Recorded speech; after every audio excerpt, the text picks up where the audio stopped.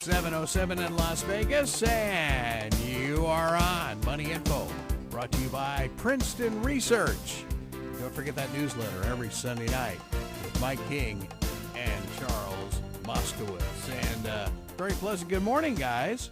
Good morning. How are you? How are you doing, sir?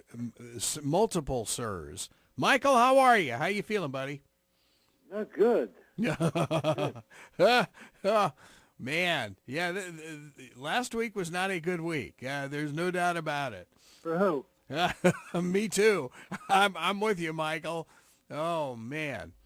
But anyway, we are back, the three of us, and of course, the one that I think came out of last week unscathed was Charles Moskowitz. Yeah, Charles had a great week last week. Yeah, yes. Well, I'm glad one of us did. How are you, Charles? Dandy. Dandy, yeah. Dandy. Oh, you sound so excited. Cold and wet here. Cold and wet, and you know it's raining here, which is absolutely amazing. You know, it's been so dry, and we've had tons of fires. Here, 70 degrees and beautiful. Rub it in, Mike. Oh yeah. It usually is. It's a great place to live out there. No clouds in Las Vegas. Yeah, except when the streets are flooded and they're having one of their flash floods. Been there, done that too. Oh my! So what's? Welcome. Yep. Tim Connolly. Oh my goodness! Mike, how did you know, Mike? I was being quiet listening to you. Yeah, it's the master of the oil disaster. Well, as Mike King taught me when I was but a wet-nosed pup many years ago, every market needs shorts. Yes. Shorts create volume. In this case, unfortunately, we don't know how far the short goes. But, you know, I still believe we're going to be in a trading range of $45 to $55 for maybe the next 3 years. I firmly believe that. Really? Well, we're just so good at producing oil now. I mean, the United States is the swing producer now. You can. And there's a big article in Barron's that money can be made at $40. Absolutely, it can be. That's the problem. Wow.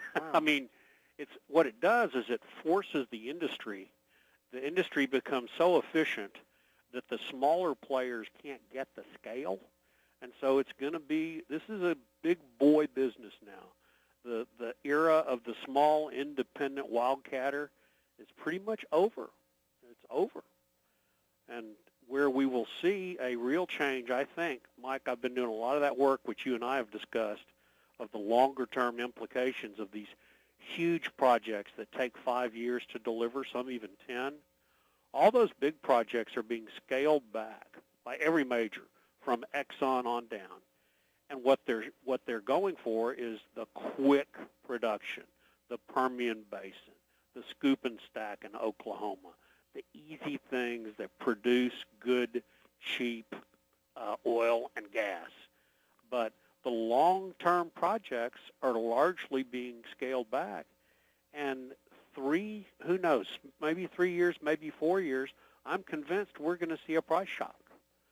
But it's not going to be any time in the near future.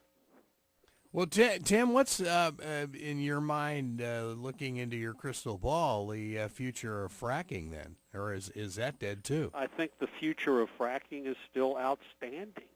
There are part of the problems that are happening today. A friend of mine is in the fracking business. He can't get sand again. He can't get crew members. They are backed up now in the Permian Basin. They've got a whole lot of drilled but uncompleted wells now because the fracking companies that are left are busy, and their skilled labor, many of them went away, and they went to work in construction, and they went to work in retail, they went to work in other areas. A good example of that is one of our field operators, Damon Wagley, who I look at as one of the finest operators and independent oilmen I've ever seen. Family founded his business in 1952 and told me last week he thinks he's going to take a job with the state of Texas and shut down the company. Wow. That's how bad it is for the small independent operators. Here's one that's been in business for 65 years, and he's having to shut down his family business. Wow. Boy. What's the advantage of the larger producer? The larger producer, Mike, can afford the technology that's out there in these new drilling rigs. They have robotics now that are incredible. They have crawling rigs that literally can go from drilling pad to drilling pad, so that instead of having the huge mobilization you used to have with trucks and more crew members and roughnecks, these rigs can literally crawl from one point to another, saving days of mobilization, saving hundreds of hours of labor. The new robotics on these drilling rigs allow them to use fewer crew members. So, for instance, our typical crew member was 4 and a tool pusher for 5 people. Those new robotic rigs don't need more than 3. Wow. And so all of it is all about efficiency. The production of oil and gas has now become a manufacturing operation. And I'll have to be sure I get a look at that new Barron's article, because I absolutely agree with it. I looked at Apache's Q1 results. They lowered their lifting costs from being in the $30 range in 2014 to $9 a barrel in the Permian Basin in the first quarter. Wow. Hey, Tim, you talk about labor force. Florida Power and Light here locally just signed a deal with our Indian River State College to train workers for the solar fields in Texas and Oklahoma and the wind. And this is like a 10-year project. Can't like one of the Texas state schools start retraining 21st century oil employees? There's no question they can, and there's one that specializes that in Sweetwater called TSTI. I think it may have recently merged with one of the bigger institutions, but it was formerly called the Texas State Technical Institute. Okay. And that's exactly what they do, is train technical personnel. But, Texas is the biggest producer of wind energy in the United States. We are way, way ahead of the curve there. But those jobs that are out there today, the new ones that are being created, I don't believe we're going to see that trend continue. If we've got a constrained budget, we're not going to continue to see big tax credits for green energy, either in this administration or this Congress. And if you don't have the tax credits, it does not compete. Yeah. Period. The end. End of story. Wow. Okay. That's very, very interesting. Yeah. Well, that's, all of the politicians who are conservatives keep on yammering on that on a fairly continuous basis about how none of these things would survive without subsidies. Well, not you know what, wind, the one thing that may? Solar may if the Chinese keep dumping solar cells in the United States. Yeah. But once again, they're dumping, and it's hurting the U.S. manufacturers, and yet the U.S. installers are getting cheaper installation. There's sometimes you're just between the devil and the deep blue sea, and that's a good example of it. What's very interesting is that Elon Musk is building an entire housing development over in Fort Myers area, and it's all solar. The roof tiles are solar, and and so apparently, it's the old because Carol and I are going to be getting a new roof, right? But how much is a solar roof? $250,000, 300,000, or something like that. Holy smokes! But they're saying that entire community is going to be totally self-sufficient for years. I don't know. Well, and the answer to that is maybe, because it depends on storage. It depends on the ability to. We just finished. We had somebody come pitch us. I'm the chairman of the board of a large regional sewage treatment and water facility in Houston here, and someone came and pitched us on converting over to solar, and that it would provide 90% of our electricity forever and ever, except the recovery of the costs was going to be 14 years. Oops. And that's kind of a long time for cost recovery, and it did not take into account lower prices for energy. And so ultimately we ended up not doing it because the area that it didn't make sense at all was without the credits, it was into the 20-plus years, and as a non-tax facility, non-profit, a governmental entity, we not only don't need credits, we don't qualify for them. So it's a perfect example of it doesn't work in a free market. Have you guys heard the commercials? I know CBS Radio is doing them. I heard them on Rush Limbaugh as well. It is a new fuel. They're saying that gas and oil are out, that this is a new fuel that you could fill up and drive coast to coast twice without refilling up. And actually, it's a new it's a startup company, and they're hitting up for investors is what the deal is. And but have you heard anything about some major alternative fuel that is going to be? I get the teasers in the newsletters all the time. Okay. And then they want to force you to listen to their 10-minute spiel on why you buy a subscription to their newsletter to get the secret of this new fuel.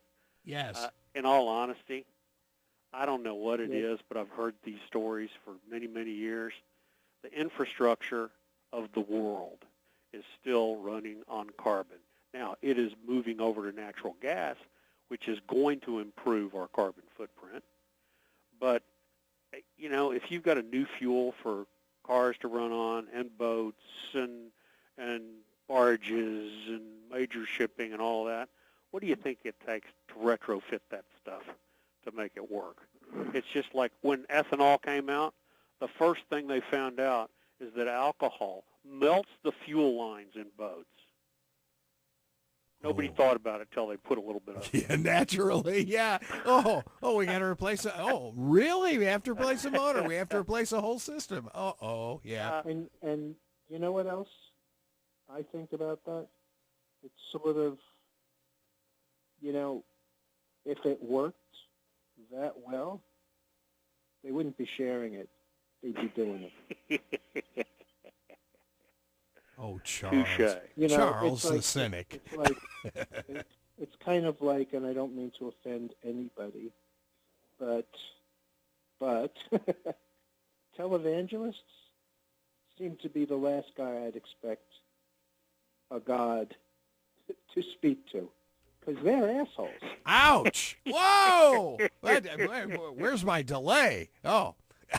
Yeah, where's your 6-second delay? I don't think that's one of the. That's not one of the 7 dirty words, though. I turned it off before the show. I didn't think we needed it. Oh well. But I mean, I was going to ask you this famous new fuel that's going to eliminate every ounce of gasoline and natural gas we need. Is it actually in a new public company, perhaps? Is there maybe a promote going on around this? Yeah, it's. By the way, guys, and I know that this isn't totally related to oil, but have you been watching the CNBC stories on Walmart and their concept of the last mile? Yes, I love it. Do you? Okay, go ahead, Tim. I just couldn't wait to talk to you guys about your opinions on that. I think that it's brilliant because they're leveraging the need of their employees to make additional money. They're going to use their logistics knowledge and their logistics expertise to say to employees, okay, on your way home, you've got 3 different possible deliveries. We'll pay you an extra $5 a piece in mileage. What do you think? Okay. Yeah, for an extra $20 a day, I'd do that. Of course. And I think it's brilliant because it also compensates those people. It's just a brilliant concept. And, of course, we immediately got commentary from the liberal media and the labor unions. Well, will they be receiving overtime for this? Will they actually get all their costs paid? Are they actually going to make money or be taken advantage of? You sound like you're on MSNBC. Well, you know that it is interesting. Of course, you know, our insurance guy, of course, immediately brought up all the insurance issues there that could be really devastating. I mean, that's using your personal car for commerce. Yeah, and but the same insurance rules do not apply, or not the rules, the coverage does not apply. Exactly, unless it's scheduled on your policy, you could very well end up not being covered. So Walmart would have to have some sort of umbrella that covers things in the course of their employment. But, well, and you know, I just think it's very smart because Walmart's way behind Amazon and everybody else, and this is a way for them to pick up the most expensive method of delivery is the last mile, and I just think it's very smart. Very, very smart. Well, and when at least the stories that were on CNBC that supposedly that last mile is 1/2 of the shipping costs on FedEx, UPS, and the Postal Service. Oh yeah, absolutely. Wow, I mean that was it's being done. It's being done in smaller vehicles. It's labor intensive. It's traffic intensive. It involves start, stop, and so by its very nature, it costs and they're more. all over the place. If I'm a Walmart employee who wants to do this, I'm looking for the places that are on my way home, or just slightly out of my way. Not like the FedEx guy who picks the stuff up at the distribution center here and has to go to 7 different towns, you know, and crisscross his own path as opposed to having a little bit more, you know, direct route. And I'm sure the logistics side of it is very sophisticated, but it's not as simple as, you live northeast of where we are now? Okay, well, we'll give you these packages. They're all towards the northeast. You'll be driving by them anyway. Yeah, it's going to be interesting. Imagine how much cheaper that is. Oh, yeah. Well, you know, and so, okay, guys, what happens to FedEx, UPS, and the Postal Service? Lost revenue. It's really simple. They look at all of the things that we've discussed, like the law and the insurance coverage, and they mount a campaign against it. That's all they have to do. Okay. That will be interesting because I think you're absolutely right. But the Walmart shopper doesn't really listen to the FedEx PR machine. Right. They're there to save money. And if they're going to order online, they're doing that to save money. And if they know they're getting it delivered to them by a Walmart employee on their way home, I mean, just the story alone gives you more stickiness to your customer. Right. As long as those employees... Not to mention the fact that it can be same-day service. Yeah, and that's what CNBC was saying. That's that all the of a sudden, part about it. yeah, because that all of a sudden they're there. You can get same-day service in Manhattan or San Francisco or Philadelphia, and you know it is what it is. But you can't get it in Hanover, Massachusetts. Nope. But you can in Las Vegas. Yeah, but it's the highly dense areas that can do it more efficiently, Mike. Las Vegas, you can do it, but you're paying for, you know, as in everything in Las Vegas that used to be free, you pay for now. But absolutely, you can get same-day delivery in Las Vegas or Houston. We're both widely spread out cities. Yeah. Wow, that's it's an amazing story, and it's you know it's like as you were saying, Timmy, the technology has changed so dramatically. I mean, just the thought of what you were talking about, having robots do a lot of the work of the old wildcatters out there in the field, is mind-boggling to me. But it does make perfect sense if you're using like GPS and all the other stuff to feed that information to them. I think it bodes incredibly well for the pipeline companies. The pipelines are going to be full, and they are the toll roads. They don't really care if oil's $100 a barrel or $30 a barrel, as long as their pipelines are full. And with all this new production coming out of the Permian, coming out of the Scoop and Stack in Oklahoma and out of the Eagle Ford in Texas, it bodes very well for the pipeline companies. Okay, but how the hell do you refine this stuff? I mean, we still don't have any new refineries yet. No, but that's happening. You've got the new Corpus Christi one that Exxon's doing. You've got Motiva announced a $12 billion expansion the Saudis announced 2 or 3 weeks ago to the plant here in, I think it's in Freeport, Texas. I mean, it's happening. Houston is the gateway for 45% of the refined products in the United States.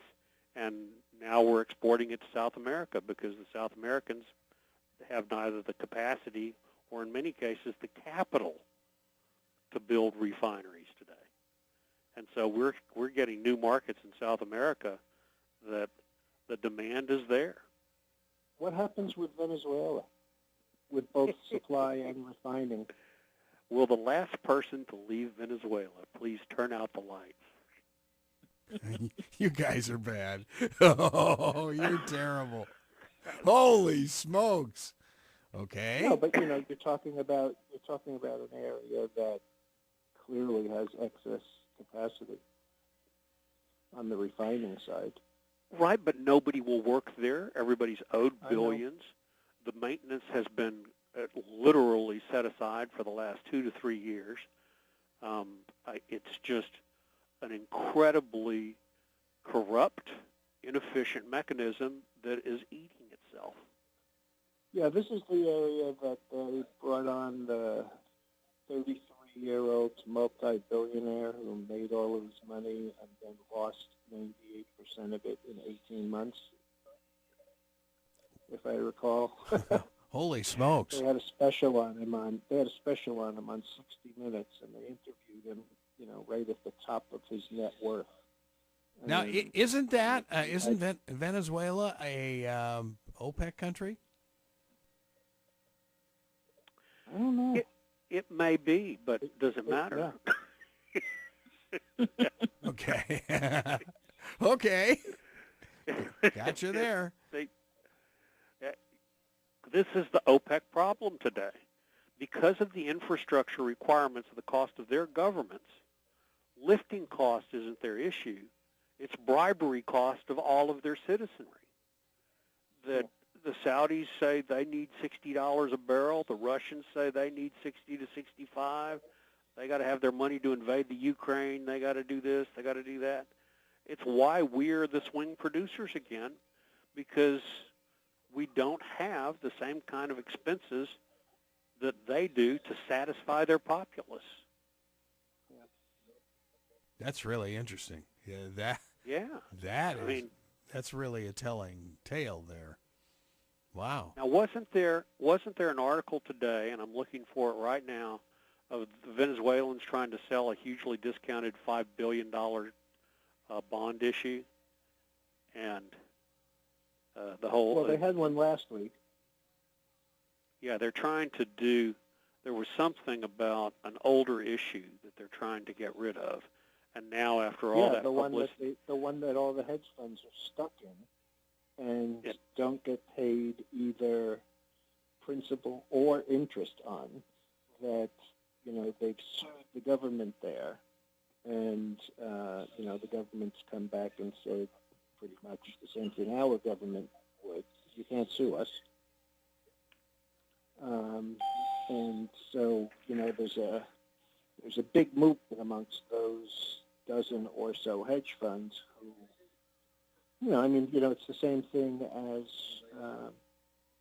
the bondholders who had first lien on the equipment at General Motors when we negotiated that, classic tenet of corporate law and investing, and just said, no, we're giving that the equity to the unions, and all of the bondholders just, they told them to pound sand. So everybody should look at CRAK. It's an ETF for refiners. Take a look at that chart. What is it again, Michael? C-R-A-K. C-R-A-K. Oh, crack. Crack. Oh, great. Yes, and let's welcome Terry Howlett. Speaking of crack, Speaking of crack, if you don't want your skin to crack, you got to use Skin Visible, huh? How's that? How's that for a transition? that's a good intro. That's a great segue. This is Noreen. Hey, Mike, this is Noreen. Do I have the wrong time? Yeah, next week for you. Okay, bye. See you, Noreen. I'm going to let you guys discuss Skin Visible, and I'm going to become invisible. So. Oh, man. Wow. Thanks for having me on. Man, and, this is a whacked up show. You guys have a great week. Okay, Timmy. Well, again, the major newsmaker there with Mr. Connolly, 45 to 50 range for the next 3 years, he says. Very interesting. Well, let's see. Mr. Howlett is involved in all sorts of stuff, and again, a big thank you for your lovely sun protection. Works well. Works very well, my friend. Thank you. Yes, sir. So what's going on at Skin Visible?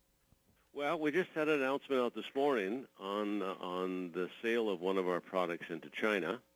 Oh, good. And we were just in China 10 days ago for the introduction of the product. One of our products is called DermSafe. It's a hand sanitizer without alcohol. It uses chlorhexidine glutamate as the active ingredient, and it's also known as CHG. And it's a great ingredient. It's used today in all the soaps in every scrub-up room of every hospital worldwide. So it's well used, well recognized, because it kills both gram-positive, gram-negative bacteria as well as viruses, unlike alcohol. So it's a great active ingredient. And combined with our Invisicare technology at Skin Visible, it stays bound to the skin for a minimum of 4 hours. So when you put it on, you have a minimum 4-hour protection. Every time you shake somebody's hand, you touch your doorknob, whatever, you're protected. So we were just there, yeah. Great. Well, I have to ask you, Terry, are you copyright protected in China? Nothing. I just go ahead. Yeah, I know. Yeah, you know.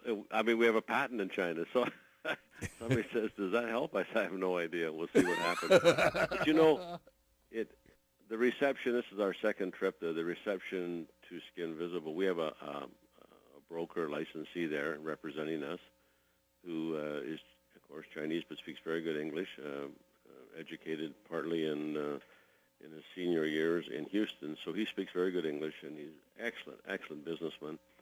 And has brought us to some excellent companies to merchandise our products. So okay, and it's I tell you, my eyes are open when I go to the progression and when you drive the streets and you see the cars and the Bentleys and the BMWs and whatever all over the place. So there's certainly lots of money, as they tell me always, Terry. There's lots of money here, so we're happy about that. All right, who's got the money? And The people. The people have access to we've met a lot of people, and they all have a lot of money. Okay. Yeah. So they've really created a middle class then, if you will. Well, they have, or more. And as one fella said, our last trip there, we looked at a meeting, and in the meeting was all 35-year-olds, all with MBAs or whatever, sitting at the table. And he said, look around the room. Look in the parking lot of the cars, and he said, if you think these guys are going back to the old days, forget about it. It's not going to happen. Okay. Well, interesting. Wow. Yeah. It was a real eye-opener for us. And so anyways, as I said, this was our second trip. This is a direct-to-consumer company, direct sales company, I should say. We attended the introduction of the product. It was at a beautiful resort in Shanghai, a 5-star resort. 1,200 of their top distributors were there, and we got a reception like you'd think you were walking into unbelievable cameras and clapping and music playing, and pretty phenomenal introduction. And we did the presentation on the product, and I understand they got lots of orders now. The product's on its way there now, bought and paid for, of course, before we shipped. and the initial order was 10,000 bottles of our Derm Safe. And we've been invited back 24th, I think, of July, invited back to their big annual convention, which will be in the thousands of people there to do a further presentation, at which time we expect bigger orders. Well, you know, Terry, you could probably get one of the Elvis impersonators to get you one of those, and you just wear one of those outfits, and you know, if there's going to be music and all the other stuff, you know, you might as well have the outfit to go along with it, right? Well, thank you. Thank you very much for that idea. That's a great idea. Oh man, this show has just gone downhill. Oh man.